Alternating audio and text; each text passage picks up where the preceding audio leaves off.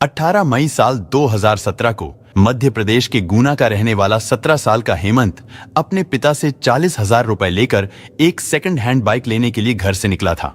हेमंत उस बाइक की डील पहले ही कर चुका था और अब अपने पिता से पैसे लेकर वो अपने दोस्तों के साथ उस बाइक को लेने के लिए गया था। उसे घर से निकले हुए काफी समय बीत चुका था, लेकिन हेमंत अपने घर वापस नहीं लौटता है। इसके बाद हेमंत के पिता अंतर सिंह ने उसके नंबर पर फोन किया, लेकिन बार बार फोन करने पर भी उसका मोबाइल फोन बंद ही बता रहा था, जिसकी वजह से उन्हें अपने बेटे की चिंता होने लगी थी। इसके बाद हेमंत के पिता गुना पुलिस स्टेशन में पहुंचे। वहां पहुंचकर उन्होंने सारी बात पुलिस को बताई। अंतर सिंह की बात सुनकर पुलिस वालों को लगा कि हेमंत 40,000 रुपए लेकर बाइक लेने के लिए निकला हुआ है, तो हो सकता है वो अपने दोस्तों के साथ कहीं मौज मस्ती या पार्टी वगैरह कर रहा होगा, या फिर बाइक लेने के बाद इधर उधर कहीं घूमने निकल गया होगा। वो खुद ही घर लौट आएगा। लेकिन ऐसा कभी नहीं हुआ, क्योंकि अगले ही दिन हेमंत के पिता को हेमंत के ही नंबर से फोन आया, लेकिन फोन करने वाला हेमंत नहीं बल्कि कोई और था। वो व्यक्ति हेमंत के पिता से कहता है कि अगर तुम अपने बेटे को जिंदा और सलामत देखना चाहते हो तो जल्दी से 50 लाख रुपए का इंतजाम करो। साथ ही उसने धमकी देते हुए कहा कि इस बात की खबर किसी को भी नहीं लगनी चाहिए। हेमंत के पिता अंतर सिंह ने कहा कि ठीक है, मैं किसी को कुछ नहीं बताऊंगा और जल्द ही मैं 50 लाख रुपए का भी इंतजाम करता हूं। तुम मेरे बेटे को कुछ मत करना। लेकिन फोन कटते ही हेमंत के पिता तुरंत पुलिस स्टेशन पहुंच जाते हैं और सारी बात पुलिस को बताते हैं, क्योंकि अब यह मामला अपहरण का लग रहा था, वो भी एक 17 साल के नाबालिग लड़के के अपहरण का। इसके बाद पुलिस तुरंत ही हेमंत को तलाश करने में जुट जाती है। बहुत कोशिश करने के बाद भी हेमंत का कुछ पता नहीं चलता है, लेकिन इस घटना से 2 दिन बाद पुलिस स्टेशन में एक अनजान व्यक्ति का फोन आया। फोन करने वाले व्यक्ति ने बताया कि पटेल नगर इलाके में रेलवे लाइन के पास पुलिया के नीचे एक लड़के का शव पड़ा हुआ है, जो बुरी तरह से जला हुआ है। इस घटना की जानकारी मिलने के बाद पुलिस सतर्क हो गई थी। उन्हें लगा कि जिस लापता लड़के की वो लोग तलाश कर रहे हैं, शायद वो शव उसी लड़के यानी हेमंत का ही हो सकता है। लेकिन ऐसा नहीं था, क्योंकि जब पुलिस ने घटना स्थल पर पहुंचकर उस शव की शिनाख्त कराई तो पता चला कि वो हेमंत नहीं बल्कि उसका दोस्त ऋतिक है। यानी अभी हेमंत का कुछ अता पता नहीं था और इधर उसके एक दोस्त का कत्ल हो चुका था। और यहीं से इस केस में एक नया मोड़ आता है, जिसमें पुलिस भी बुरी तरह उलझ कर रह जाती है, क्योंकि अपहरण तो हेमंत का हुआ था, लेकिन उसके 2 दिन बाद अधजली हालत में जो शव मिला था वो हेमंत का नहीं बल्कि उसके दोस्त ऋतिक का था।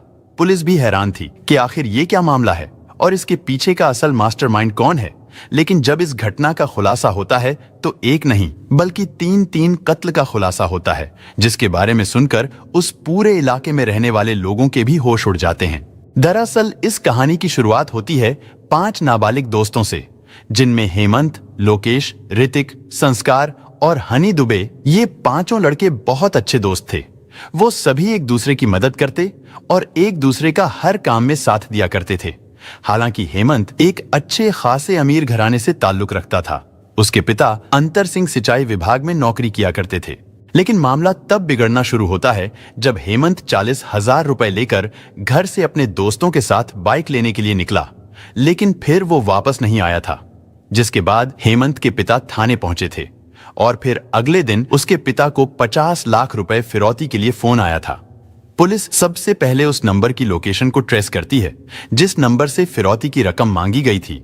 उस नंबर की लोकेशन गुना से करीब 250 किलोमीटर दूर इंदौर में पाई गई।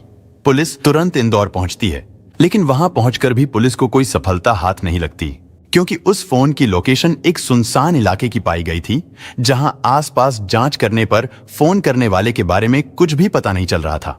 पुलिस भी समझ गई थी कि इस वारदात को अंजाम देने वाला कोई बड़ा मास्टरमाइंड है, जो पुलिस को गुमराह करने के लिए ये सब कर रहा था। इधर पुलिस की एक टीम लोगों को हेमंत की फोटो दिखाकर उसके बारे में जहां तहां पूछताछ करके पता लगाने की कोशिश कर रही थी, लेकिन हेमंत का कुछ भी पता नहीं चल रहा था। ऐसे ही तलाश करते करते कई दिन बीत गए। इसके बाद पुलिस हेमंत के पिता से ही उसके बारे में जानकारी जुटाने के लिए थोड़ी पूछताछ करती है।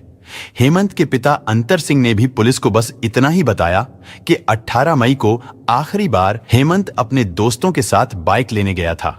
साथ ही उन्होंने हेमंत के उन 4 दोस्तों के बारे में भी बताया। पुलिस को एक बात और पता चली कि एक महिला पूनम दुबे, जो हेमंत के दोस्त हनी दुबे की मां है, हेमंत अक्सर उसके घर पर आया जाया करता था। साथ ही हेमंत के पिता ने यह भी बताया कि पूनम दुबे के घर पर अक्सर कुछ अनजान लोगों का आना जाना लगा रहता है। उनका कहना था कि पूनम दुबे का कई आपराधिक तत्वों के लोगों से संपर्क रहा है।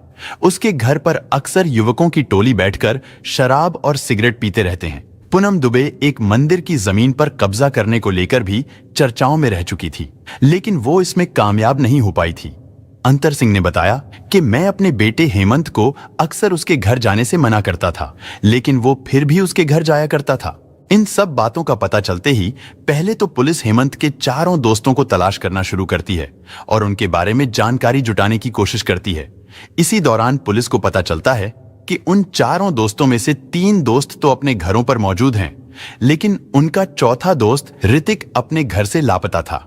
लापता होने की वजह से पुलिस का शक अब ऋतिक पर चला गया कि हो ना हो हेमंत के लापता होने के पीछे जरूर ऋतिक का ही हाथ है। इसीलिए अब पुलिस हेमंत की तलाश करने के साथ साथ ऋतिक को भी तलाश करना शुरू कर देती है। उसी दौरान पटेल नगर में एक पुलिया के नीचे से पुलिस को ऋतिक का जला हुआ शव बरामद हुआ था। उसके गले और हाथ पर भी किसी हथियार से वार किया गया था। फिर यहीं से पुलिस को ऋतिक के कत्ल और हेमंत के अपहरण के बारे में एक बहुत बड़ा सुराग मिलता है। दरअसल ऋतिक के शव की तलाशी लेने पर पुलिस को उसके पर्स से पाटनपुरा इंदौर का एक बस टिकट मिला था, क्योंकि हेमंत के पिता को फिरौती के लिए आखिरी बार हेमंत के मोबाइल से जो फोन किया गया था उसकी आखिरी लोकेशन भी पाटनपुरा इंदौर की ही थी, जिससे पुलिस को लगने लगा था कि हेमंत के अपहरण में उसके दोस्तों का ही हाथ हो सकता है। इसके बाद उसके दोस्तों को थाने बुलाकर उनसे पूछताछ की जाती है, जिसमें लोकेश, हनी दुबे और संस्कार शामिल थे, लेकिन वो तीनों ही नाबालिग थे। इसलिए उनके ऊपर ना तो ज्यादा दबाव बनाकर पूछताछ की जा सकती थी और ना ही अभी उनके खिलाफ कोई ठोस सबूत थे। खैर, उन तीनों से थोड़ी पूछताछ की गई, जिसमें कुछ खास पता नहीं चल पाया था। इसके बाद उन्हें छोड़ दिया गया, लेकिन अभी जांच चल ही रही थी। तभी 28 मई को अचानक खबर मिलती है कि लोकेश लोधी यानी हेमंत के दूसरे दोस्त को भी कत्ल कर दिया गया है। उसका शव नेगमा के जंगलों से बरामद किया गया था। लोकेश को भी ठीक उसी तरह कत्ल किया गया था जिस तरीके से ऋतिक को किया गया था। इधर पुलिस हेमंत को तलाश करने में लगी थी, उधर एक के बाद एक कत्ल होते ही जा रहे थे, जिनमें केवल हेमंत के दोस्तों को ही टारगेट किया जा रहा था। क्योंकि ऋतिक और लोकेश को एक ही तरीके से कत्ल किया गया था, तो इससे यह भी साफ हो चुका था कि इन सभी घटनाओं को अंजाम देने वाला एक ही शख्स है। या फिर ऐसा भी हो सकता था कि जिन दोस्तों को हेमंत के लापता होने की जानकारी हो सकती थी, केवल उन्हीं दोस्तों को टारगेट किया जा रहा हो। क्योंकि ऐसा भी तो हो सकता था कि मास्टरमाइंड को इस बात का डर हो कि कहीं पकड़े जाने पर वो लोग दबाव में आकर पुलिस के सामने अपना मुंह ना खोल दें, इसलिए एक एक करके उन्हें कत्ल किया जा रहा था। इन सब बातों को लेकर अब पुलिस का शक सीधा पूनम दुबे पर ही जा रहा था, क्योंकि जांच के दौरान कुछ ऐसे सुराग भी मिले थे जो पूनम की तरफ ही इशारा कर रहे थे। इसलिए अब पुलिस बिना देरी किए पूनम दुबे के घर पर पहुंचती है और उसे अरेस्ट करके पुलिस स्टेशन लाया जाता है। लेकिन सबसे अजीब बात यह थी कि जब पूनम दुबे को पूछताछ के लिए अरेस्ट करके पुलिस स्टेशन लाया गया, तो उसके बचाव में कई लोगों के फोन आने लगे थे, जिससे पुलिस वालों का शक पूनम दुबे पर और भी ज्यादा गहराता चला गया। इसीलिए अब पूनम के साथ साथ उसके बेटे यानी हेमंत के दोस्त हनी दुबे और संस्कार को भी अरेस्ट करके पुलिस स्टेशन लाया गया और इस बार उनसे कड़ाई से पूछताछ की जाती है। लेकिन पूछताछ के दौरान एक ऐसी भयानक और डरा देने वाली कहानी सामने आई जिसे सुनकर हर कोई हैरान रह गया। दरअसल पूनम दुबे शुरू से ही एक लालची किस्म की औरत थी। उसे पैसा और लग्जरी लाइफ जीने का शौक था, जिसके लिए वो कुछ भी करने को तैयार थी। और फिर धीरे धीरे पूनम गलत रास्ता अपनाती चली गई। उसके घर पर कई अनजान लोग आने जाने लगे थे। हालांकि यहां तक तो सब कुछ ठीक था, लेकिन प्रॉब्लम तब शुरू हुई जब पूनम के बेटे हनी दुबे की दोस्ती हेमंत मीणा से हुई और वो उसके घर भी आने जाने लगा। और जब हनी की मां पूनम को यह पता चला कि हेमंत के पिता सिंचाई विभाग में नौकरी करते हैं और वो काफी पैसे वाले लोग हैं, तो पूनम ने हेमंत को भी अपने जाल में फंसाना शुरू कर दिया। और जब पूनम का बेटा हनी दुबे घर पर नहीं होता था, तो हेमंत तब भी उसके घर पर आने जाने लगा था। इतना ही नहीं, पूनम ने हेमंत से एक बार उसके घर से ज्वेलरी और कुछ पैसे भी मंगवाए थे। उसने हेमंत की मां के झुमके भी राकेश सोनी नाम के ज्वेलर के पास 25,000 रुपए में गिरवी रख दिए थे। पूनम और हेमंत के बीच अवैध संबंधों का यह सिलसिला ऐसे ही चल रहा था, लेकिन ये बात आखिर कब तक छिप सकती थी? और फिर एक दिन उन दोनों के रिश्ते के बारे में हेमंत के दोस्त यानी पूनम के बेटे हनी दुबे को पता चल गया। उस दिन से ही हनी दुबे हेमंत से बहुत ज्यादा नफरत करने लगा था। वो उसी दिन हेमंत को कत्ल करने का फैसला कर चुका था। हनी दुबे मौके की तलाश में रहने लगा और वो मौका उसे तब मिला जब हेमंत अपने घर से 40,000 रुपए लेकर हनी दुबे के साथ सेकंड हैंड बाइक खरीदने के लिए निकला था। उसी दौरान हनी दुबे ने हेमंत से छुपकर अपने बाकी दोस्तों को भी मोटरसाइकिल लेने की पार्टी के बहाने नेगमा के जंगलों में बुलाया और खुद भी हेमंत के साथ अपनी स्कूटी से वहां पहुंच गया। वहां बैठकर उन्होंने बियर पार्टी की। हालांकि उस समय उनका एक दोस्त संस्कार वहां पर मौजूद नहीं था, लेकिन हनी दुबे ने हेमंत के पास गाड़ी के जो 40,000 रुपए थे, उन पैसों का लालच देकर अपने दोनों दोस्तों ऋतिक और लोकेश को भी अपने प्लान में शामिल कर लिया था। इसके बाद हनी दुबे ने मौका पाकर एक बियर की बोतल उठाई और हेमंत के सर पर जोर से दे मारी। हेमंत के सिर पर चोट लगने के साथ साथ वो बोतल भी टूट जाती है। इससे पहले कि हेमंत कुछ समझ पाता, हनी दुबे ने टूटी हुई बोतल से उसके ऊपर ताबड़तोड़ कई वार कर दिए। हेमंत वहीं जमीन पर गिरकर तड़पने लगा। इसके बाद हनी दुबे हेमंत की जेब से 40,000 रुपए निकाल लेता है। उन पैसों को वो तीनों दोस्त हनी दुबे, ऋतिक और लोकेश आपस में बांट लेते हैं, जिसमें हनी दुबे उन 40 में से आधे से ज्यादा पैसे तो खुद रख लेता है और बाकी के बचे हुए पैसे ऋतिक और लोकेश को दे देता है। इसके अलावा हेमंत के पास जो 2 मोबाइल थे, वो दोनों ही मोबाइल फोन स्विच ऑफ करके हनी दुबे अपने पास रख लेता है। इधर हेमंत की सांसें पूरी तरह थम चुकी थी। इसके बाद उन्होंने पहचान छुपाने के लिए पेट्रोल डालकर उसके शव को जला दिया और फिर वो तीनों अपने अपने घरों को लौट गए। लेकिन घर पहुंचने के बाद हनी दुबे अपनी मां पूनम को सारी बात बता देता है। पूनम दुबे भी कोई सीधी सादी महिला नहीं थी। उसने अपने बेटे के अपराध को छिपाने के लिए एक बहुत ही भयानक और खतरनाक षड्यंत्र रचा। पूनम ने सबसे पहले ऋतिक से कहा कि तुम हेमंत का मोबाइल फोन लेकर इंदौर जाओ। वहां पहुंचकर तुम हेमंत के मोबाइल से ही हेमंत के पिता को फोन करके 50 लाख रुपए की मांग करो। पैसों के लालच में आकर ऋतिक ने ठीक वैसा ही किया। लेकिन अब सवाल यह है कि आखिर ऋतिक को किसने कत्ल कर दिया था? और जब इस बारे में पूनम से पूछा गया तो उसने बताया कि जब पुलिस हेमंत को तलाश कर रही थी तो उस समय ऋतिक भी लापता था, क्योंकि वो तो इंदौर गया हुआ था, जिसकी वजह से पुलिस का शक ऋतिक पर चला गया था। लेकिन इंदौर से वापस लौटने के बाद ऋतिक और लोकेश पूनम को ब्लैकमेल करने लगे थे कि उन्हें फिरौती की रकम का हिस्सा पहले ही चाहिए, नहीं तो वो दोनों सब कुछ पुलिस को बता देंगे।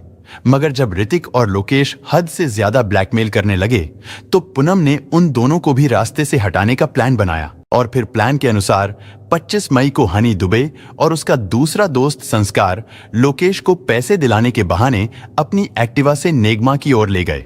उन्होंने रास्ते में नानाखेड़ी पेट्रोल पंप पर लोकेश से ही कोल्ड ड्रिंक की एक खाली बोतल में 2 लीटर पेट्रोल मंगवाया और फिर नेगमा के स्टॉप डैम के पास ले जाकर खुकरियों से हमला करके उसे भी कत्ल कर दिया।